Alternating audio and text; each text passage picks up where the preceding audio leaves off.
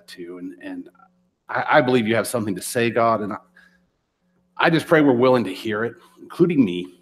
But God, I pray for those you've brought, for those who may be watching online, for those who may watch later or listen later. God, I just pray that you will speak truth, and God, that we'll be obedient to it, and that we'll just trust you. In Jesus' name, amen. So I'm going to share out of Luke chapter 12, verses 13 to 36. I titled this sermon, Can I Be Honest? Because that sounded more exciting than biblical stewardship.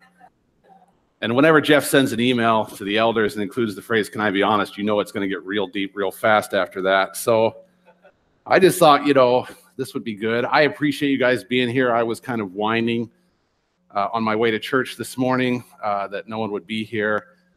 And then I felt like it was God, or maybe just my mind, that said, well, would you be there if you weren't speaking?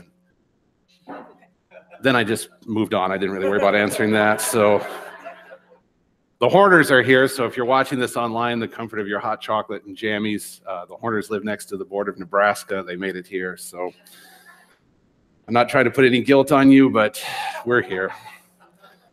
So Luke chapter 12, I wanted to start out today by saying today we're going to talk about money, because Monday night I had this crazy dream, and I was in a building, a larger building than here, and Jeff was suddenly in the hallway with me, and he's like, Derek, we need you to come in and share your message. And I'm like, well, it's not Sunday. He's like, well, I've got a focus group because we kind of want to run it through them and see if there's anything we should tweak. And I was like, this is a true dream. I'm not making this up. And I'm like, well, I don't have any notes. And he honestly said, well, it probably won't make much difference. And then I came into this room, and it was like a college style, lecture. And I stood up, and the first thing I said is, today we're going to talk about money. And literally most of the room got up and walked out. So I thought I'd try that line and see if it happened. But yeah, so I appreciate it. Let's Luke chapter 12, verses 13 through 34. I'm going to at least read the first half of that passage. It said, someone in the crowd said to him, Teacher, tell my brother to divide the inheritance with me. And he said to a man, who made me judge or arbitrator over you? He said to them, take care and be on your guard against all covetousness, for one's life does not consist in the abundance of his possessions. And he told them a parable, saying, the land of a rich man produced plentifully, and he thought to himself, what shall I do? I have nowhere to store my crops. He said, I'll do this. I'll tear down my barns, and I'll build larger ones. And there I will store all my grain and my goods. And I will say to my soul, soul, you have ample goods laid up for many years. Relax, eat, drink, and be merry. But God has said to him, fool, this night your soul is required of you. And the things you have prepared, whose will they be? So is the one who lays up treasure for himself and is not rich towards God. In verse 22, he said to his disciples, therefore I tell you, do not be anxious about your life, what you will eat, nor about your body, what you will put on. For life is more than food, and body more than clothing. Consider the ravens. They neither sow nor reap. They have neither storehouse nor barn, and yet God feeds them. Of how much more value are you than the birds? And which of you, by being anxious, can add a single hour to his span of life? If you're not able to do a small thing as that, why are you anxious about the rest? Consider the lilies, how they grow. They neither toil nor spin.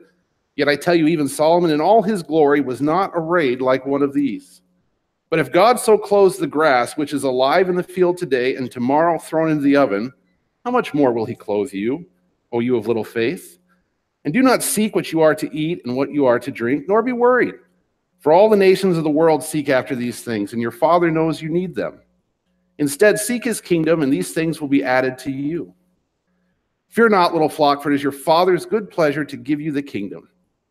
Sell your possessions, give to the needy. Provide yourselves with money bags that do not grow old, with a treasure in the heavens that does not fail, and where no thief approaches and no moth destroys. And verse 34, kind of the verse to mull over if you get bored and looking at your phone. For where your treasure is, there your heart will be also. So I thought I'd bring some money with me since we're talking about money, because money does amazing things to people. Money sorry, my fault, not holding me very accountable here. Money can create a lot of emotions in people. In fact, holding this money probably creates an emotion in most people in this room who are paying attention. Some people, like myself, get really excited about money. Kind of like to look at it, kind of like to touch it, kind of like to have it around. Sometimes I kind of like to chase it. I'm always wondering if I should get a little bit more somewhere. Do I have enough? Is there a way I could add more? That's how I approach money. I'm not saying it's right. I'm just saying that's how I'm being honest. Other people I recognize can get very overwhelmed by money. Seeing money just makes them create panic.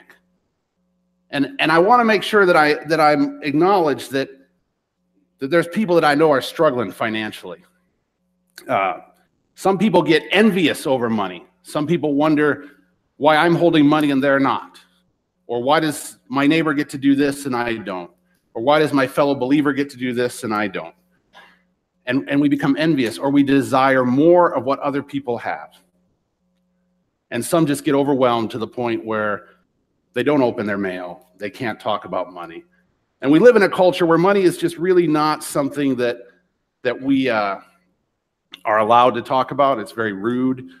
I guess it's presumed rude. I've learned the hard way sometimes that you can't ask people about money. Half of our households in our country live paycheck to paycheck. I want to keep that in mind today. This isn't going to be a personal finance message. It isn't going to be how to do a better, bigger budget. I just want to recognize that a lot of us struggle with money, and it is something that intertwines in every one of our lives.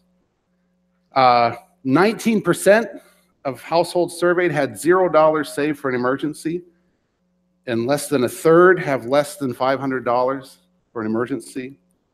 1 in 5 households in a recent survey done in the middle of 2017 have a zero or a negative net worth, meaning you owe more than you own. That's 20% if you're not good with math. 49% of people, 4 out of 5 households that are facing financial hardship or struggle are above the poverty line. So income is not necessarily the determination. And 49% are concerned, anxious, or fearful. So half the people. So statistically, if we're honest, half the families in this room are concerned, anxious, or fearful about their current financial situation. And I want to recognize that. I seem to be the guy that talks about money up here. My wife asked me if it's because I make people feel guilty. I assume that was encouraging. But I want to be aware, and I know I've mentioned this before, and honestly, only a couple people have ever taken us up on it, but I've always had a few people that have said, if there's anyone that ever needs help with personal finance, if there's anyone that is ever concerned, anxious, or overwhelmed, I know there's some resources in this church we could help walk you through some stuff. And I just want to, as we talk about money, I don't want to be ignorant of the fact that I know some of you are struggling, and you're hoping that I don't have a spotlight that's going to shine on your head, and I don't know who you are. We all fake it well. But if you are at a point where money has overwhelmed you, then you really need to take a step and try to ask for help. And so if you want to ask Jeff or one of the elders or myself after the service, we will connect you with people. You don't have to deal with me, I promise. But there's lots of people or several people who have asked if anyone ever needs help, they'd love to walk through their story. So I just want to put that out there. It has absolutely nothing to do with the message, but I wanted to put that. So you want to talk about money, and then talk about money in church is really tough. Not only is it rude to ask people what they make, but then you ask them what they give, and that'll get you in trouble too, I've also learned. There's some terms we throw around in the church that we talk a lot about tithing. Tithing was introduced in the Old Testament. It is one of the Old Testament laws that we do like to carry over into the New Testament church. I'm just being honest. It was the design of giving 1/10 of your first fruits. There's some great arguments about whether the tithe is in effect for today or whether it's not. I'm not going to get into that. You can all decide that and send your emails to Jeff. It was used to support and sustain the work of the priests of Israel. It was always mentioned as being done first, not last with what's left over. I can tell you in my own personal experience, if we choose to give first, we will always have that money to give. If we choose to give last, it tends to it just becomes less. And so that's what the tithe means. And again, I'm not going to talk about whether you should tithe or not. Stewardship is another word we use. Stewardship is a good European term when you had a noble or a landowner who was very busy and very important. They would put a steward in charge of their affairs. We might call it a manager. And the interesting concept about stewardship is the steward didn't own anything. He just did the master's bidding. So if the master told the steward to go give $100, because in Europe they used dollars back then, to the man down the street, then the steward's job was just to do it. It wasn't the steward's money. It wasn't really his concern why or what. It was just the steward's job to do the master's bidding.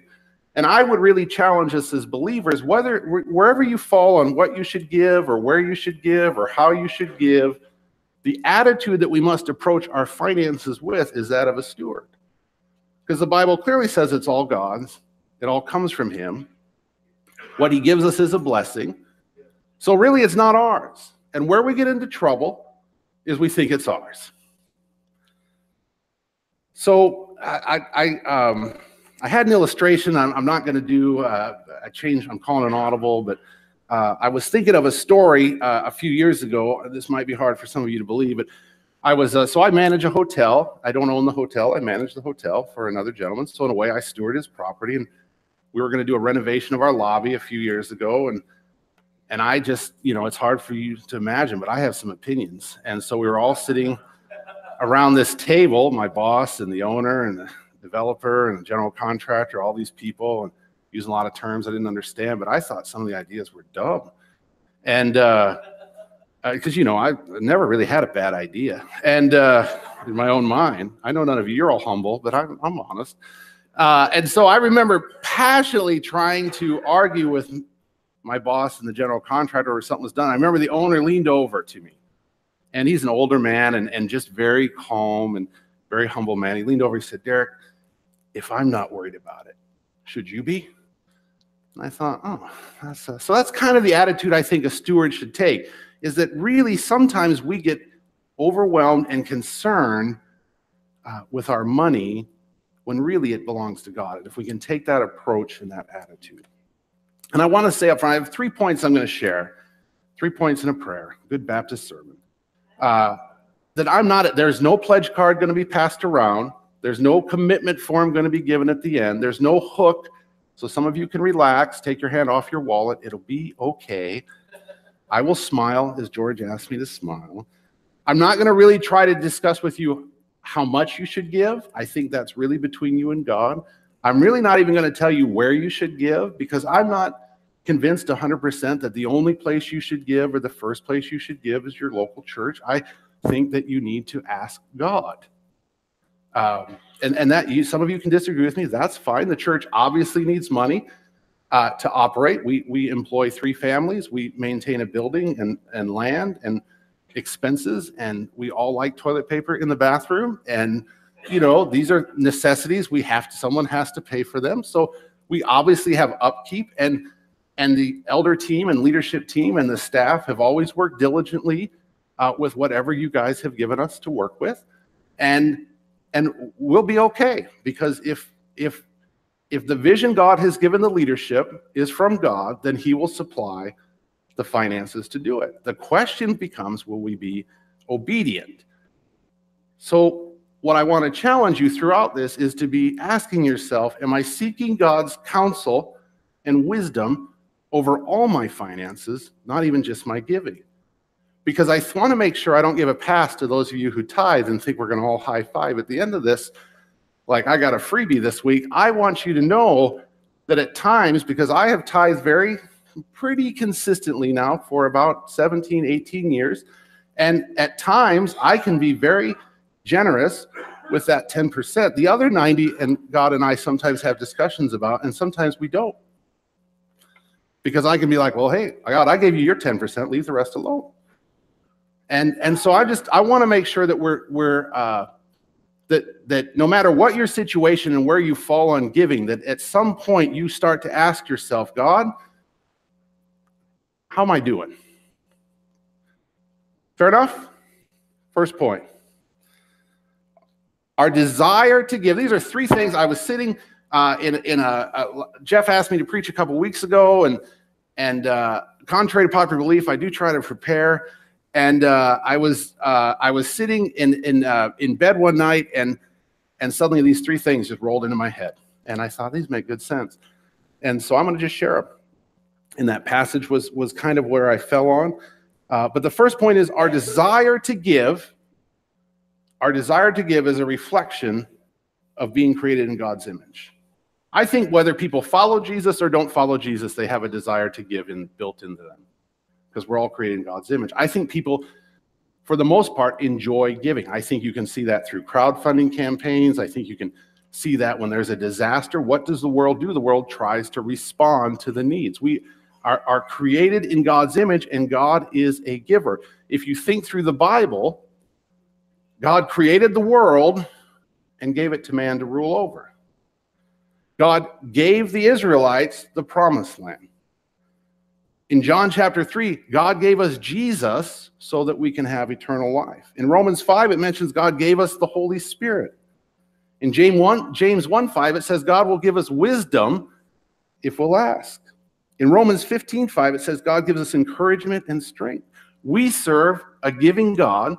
We are created in his image, and therefore we have an ingrained and built-in desire to give.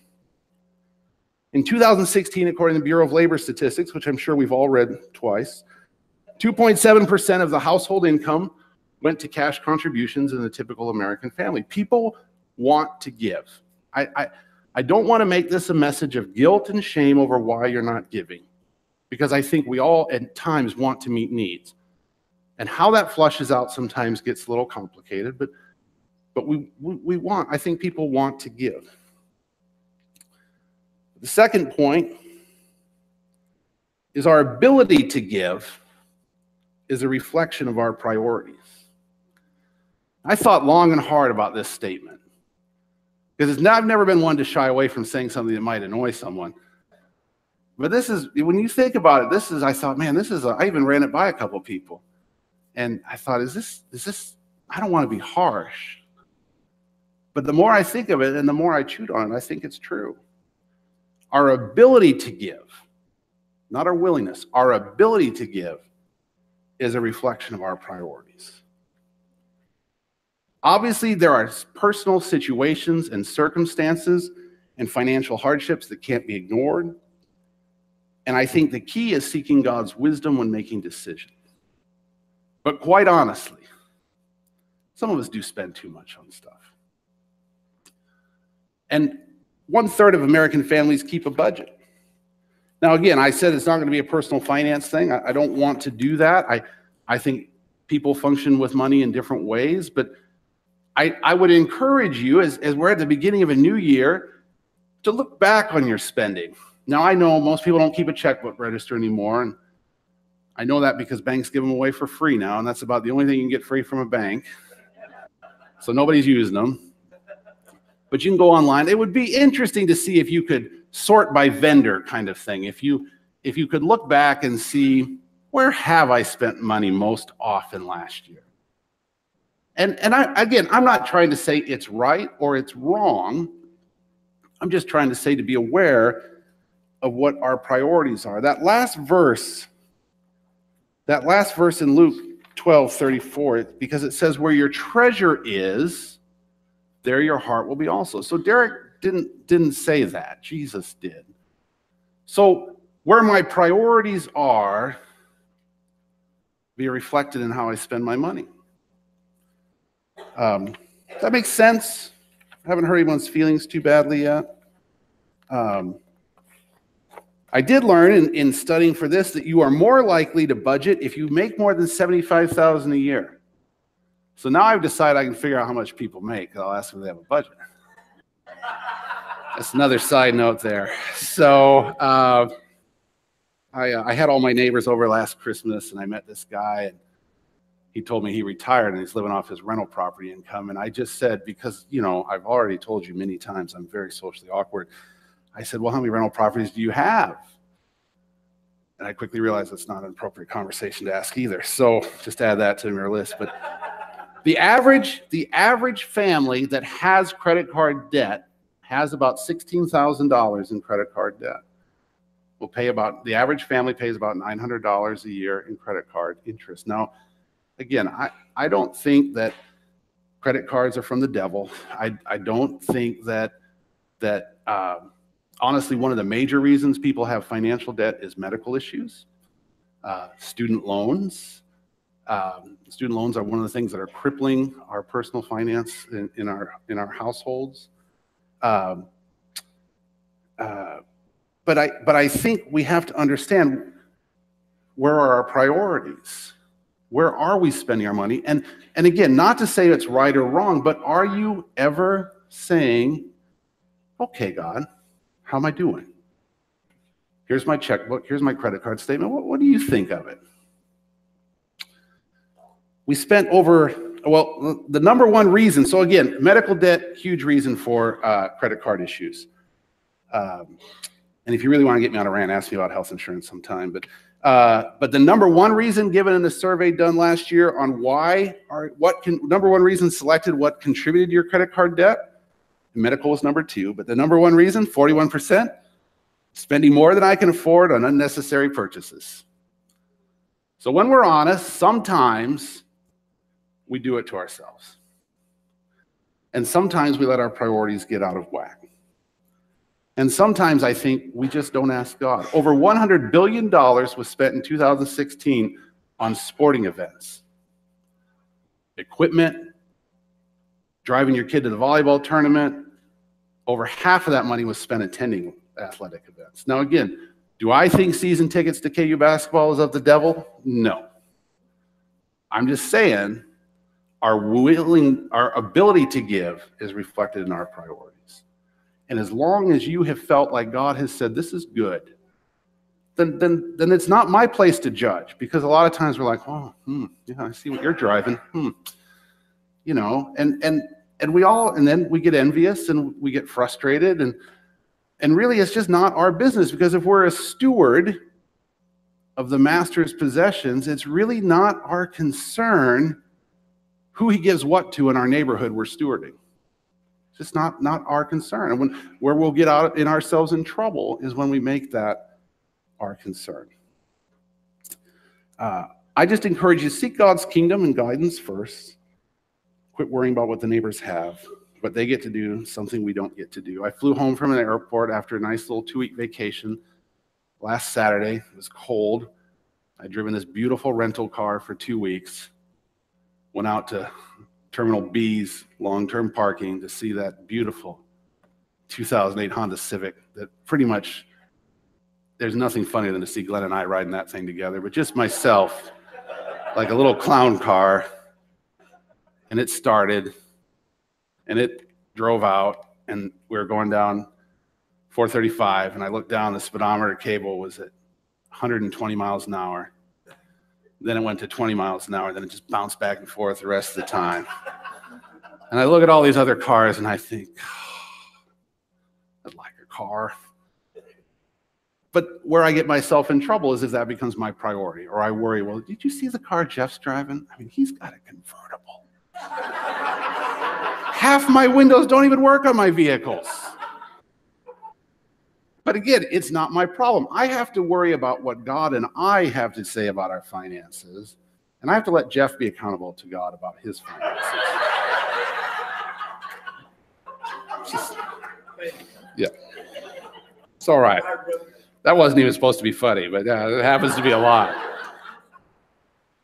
So the last point is our willingness to give. And this one may be the hardest to swallow. But if I'm being honest, our willingness to give is a reflection of our view of God's faithfulness. Now, Jeff made a comment. Well, my question is, do we really trust that he will meet our needs? Now, it's easy to say, especially in church, God will meet your needs, brother. I'm just praying, you know. But Jesus said where our treasure is, we'll find our heart, our affections, our desires, and what matters to us most. Let me read Luke 12:22 through 34 from the Message. Sometimes it gets a bad rap, but let me just read this passage to you in a little more modern vernacular. He continued this subject with the disciples. Don't fuss about what's on the table at meal times or if the clothes in your closet are in fashion. There's far more to your inner life than food you put in your stomach and more to your outer appearance than the clothes you hang on your body.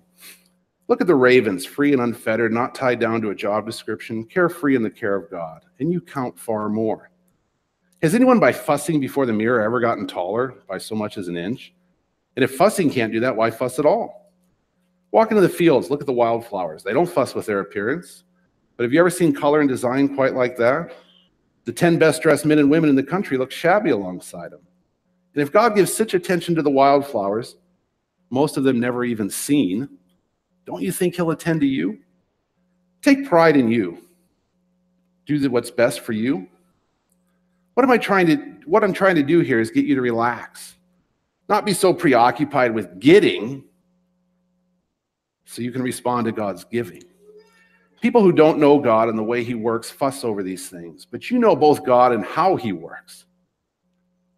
Let me read that again. People who don't know God and the way he works fuss over these things. But you know both God and how he works. Steep yourself in God reality, God initiative, and God provisions. You'll find all your everyday human concerns will be met. Don't be afraid of missing out, Derek. You're my dearest friends. The Father wants to give you the very kingdom itself. Be generous. Give to the poor. Get yourselves a bank that can't go bankrupt, a bank in heaven far from bank robbers, safe from embezzlers, a bank you can bank on. It's obvious, isn't it? The place where your treasure is the place you'll most want to be and end up being. I thought about George Mueller, probably one of my personal heroes. For those of you who are familiar, he was around in the 1800s and he ran orphanages, but God called him to tell that he couldn't tell anyone his needs. And there's very famous stories about sitting down to eat with no food and the cart breaking down in front of the house as they prayed for food. But George was just never released, was just told by God not to let anyone know about his need. And we celebrate that story. George ran at one point 5 orphanage buildings, several hundred children, all maintained without ever being able to say, hey, we've got a need. Now, I don't believe God calls everyone to do that. I think, again, we can get ourselves in trouble if we all try to follow the George Mueller model without knowing that God called us to the George Mueller model. But we celebrate that, but in reality, do we believe that God will meet our needs? He never went into debt. The 5 homes cost more than £100,000 to build. He often received unsolicited food donations. And then when he was 70, his wife died. He married another woman and spent 17 years doing missionary work all over. Again, never being released to let anyone know about his need. Not everyone's called to be George. But I'd ask you, what is God telling you specifically? Some will be blessed more than others. Some will have more than others. Some will get to enjoy more things than others. Our job is not to compare and contrast, but rather simply to be obedient. I shared this a few months ago, the last offering prayer I did that kind of rambled on about Israel and reading about manna and quail. And that concept has kind of stuck with me, maybe more than I thought it did. But this concept, the Israelites, they get out from Egypt, and of course, they start to reminisce about how awesome Egypt was, and they had full pots of food, and we should just go back. And so God provides manna in the morning and quail in the evening. And I think bread and meat, boy, I could live off that for a while. That's pretty good. But God told them, you can gather 6 days a week. On the 7th day, don't gather. Won't be any there. And only gather enough for the day. And the Bible says that even people who gathered more or less had just enough for that day. And on the 6th day, they would gather twice as much. It would last. But it said people still went out because, there's nothing new under the sun. So there were definitely some Derek concrete sequential personalities in the Israelites who, we knew what God said, but we just got to go out Sunday on the Sabbath and check and see if there's any bread. We worry, I would probably have worried, will there be enough bread? Will it last? But God continued to provide their needs for 40 years when they followed him and when they didn't follow him, in peacetime and war. Regardless of their actions and behaviors, God still provided the manna and quail. And if we believe the Bible, which I think most of us would say we do, then God said he'll meet our needs. The question is, are we willing to believe him? Because some of us are pack rats and hoarded our money into corners that we don't want God to look at. I preached about money a few years ago here, and someone came up to me and said, Derek, are you saying that I shouldn't have a 401k? And I thought, well, that's not what I meant, but I don't know. I mean, I think we can be good stewards of our money, but it's not my question to answer. But it's your question to ask for you. I don't know. God may call some of you to, Jeff made a comment this morning about selling everything you had. We don't really, and I know what he meant, and I don't think everyone should sell everything they had unless God tells you to sell everything you have. Because here's what I've learned in 46 years of walking this earth is God tends to poke you in the areas you don't want to be poked in. If money is the thing that just doesn't bother you, you're not worried about it, he's probably not going to stretch you on it. If you worry about it, you think about it, you chase it, he might poke you once in a while and say, hey, it's not yours. It's not yours. Your job is to be faithful to me. Your job is to follow me and to do what I say. Make sense? It's very quiet in here. Very quiet. Do we trust God for our needs? I'm not here to tell you what's right or wrong. I'm not here to tell you what to sell or keep. But I am here to challenge you to ask God, to seek his face and bring your finances under his control and guidance. And I'll tell you, even a group this size, God's going to poke somebody. Because he will hit our weakest points sometimes. Some of you know you should be giving somewhere. Again, this isn't a plug to give more to Christ Community Church. But some of you know you should be giving and you don't. Not trying to put guilt or shame. Again, no pledge cards coming around, but you don't. Or you throw a few bucks in with what's left over to wherever it is you give. And I'm just saying you need to recognize God will meet your needs. And some of us have to learn the hard way. We're going to present a budget in a few weeks that'll be about 15% more than we've probably ever asked for before, which for our budget is like about $30,000. So maybe it's 10% more. And it's not my place anymore to tell you kind of what's on there. You have to come to the business meeting in a few weeks to find out. But honestly, we probably could wipe that out in this room today if we wanted to. I mean, I'm just being honest. Probably could just be like $30,000. It's 100 people here. It's $300. Yeah, we can figure it out. Some will be able to give a little bit. Some will be able to give a lot. But what you have to do is say, God, well, where's my role in this? I mean, I do believe if you're part of this body, you drink our water, you drink our coffee, once in a while you should probably kick in a few bucks to help pay for it. It's just my belief. I mean, but I just want to challenge you as a church body, where are you supposed to give? How are you supposed to give? When are you supposed to give? These are questions you need to be asking. And again, there are some people who are in a financial situation where it feels like I can't give a penny. And I'm not trying to bring guilt or shame to that conversation. I'm just saying ask God. Some of you may have to say, God, here it is. You tell me where the money's at. If I have a negative net worth and I've got 3 cents in my pocket, you tell me how many of those 3 pennies you want, I'll give them to you. And I don't know. That's, again, it's not my discussion, or I don't have, and I think I've said this before, but as I get older, the answers get less black and white than I used to have when I was in my 20s. So I want to leave that up to you to decide, but I'm going to ask that you have faith in him. At some point, our church is going to have to address this building. At some point, I think the elders that are of today now, I think this new the elder team now, which I'm not a part of, I think they're about ready to want to break camp. I think we've kind of circled and circled and circled for a while, and We've done well and it's been peaceful, but we're going to have to address some big questions. And I've never worried about where the money will come from for the budget. I just, again, as I said at the beginning, I've always believed if the vision's from God, then he'll supply the money. My question to you is simply, in your personal financial life, will you be obedient to wherever God calls you to give? You know, some of you may, Josh and Maddie are missionaries here at the KU campus. Some of you may just be passionately called to support them. And that means that they get your money and the Christ Community Church doesn't. If that's where God's directed you, it's not my place. If your passion is to support pastors in Cuba, that's not my place. As long as you're just being obedient. I don't care where you give. Just be obedient. And if God calls you to sell everything you have, then be obedient. If God calls you to look at your wardrobe closet and be like, you know what? You trust me? Then just be obedient.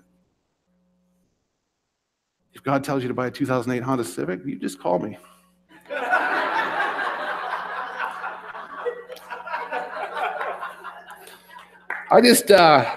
I've asked Steve, so here's what I'd like to do. I'm going to ask Steve to close with a song. I was going to use this song when I preached this summer, and it didn't really fit, and of course I used a lot of time.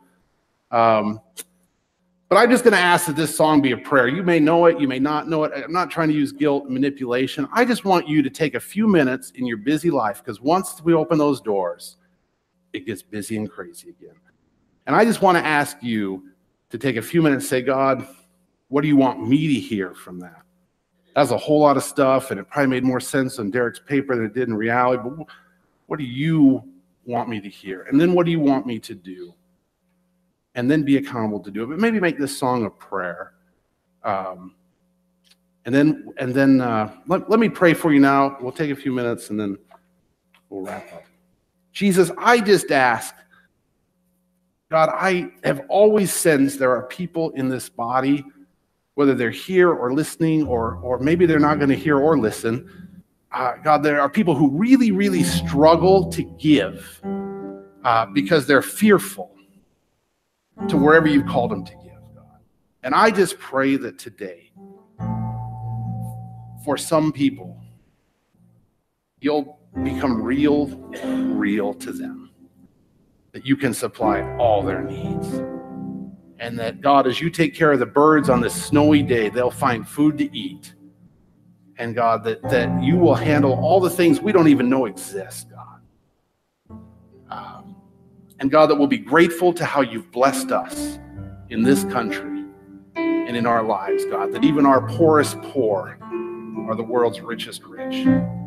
And God, I just pray that we will seek you over possessions and be obedient. In Jesus' name, amen.